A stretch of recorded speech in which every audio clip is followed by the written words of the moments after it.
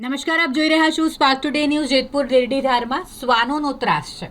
દેરડીધાર આવાસ યોજના પાસે નાની બાળકી રમતી હોય એ સમયે શ્વાને આ બાળકીને બચકા ભર્યા. ઈશુબેન પરમાર નામની 4 વર્ષની બાળકી, જેને શ્વાને ગળાના ભાગે બચકા ભરતા તે ગંભીર રીતે ઇજાગ્રસ્ત થઈ.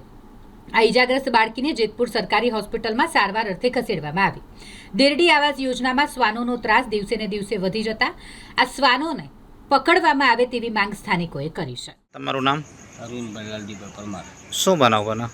અહીંયા પુત્રે છોકરું રમતી હતી તો કૂતરું અહીંથી આવ્યું, ત્યાંથી સીધું છોકરીને મોઢો લઈને અડી કાઢીને કૂતરું ભાગ્યું. છોકરીને અહીં દર્દ બેહાડી દીધા, દવાખાને લઈ ગયા રાયણીમાં. કેવા કૂતરા હતા? એ કાળા કલરનું હતું.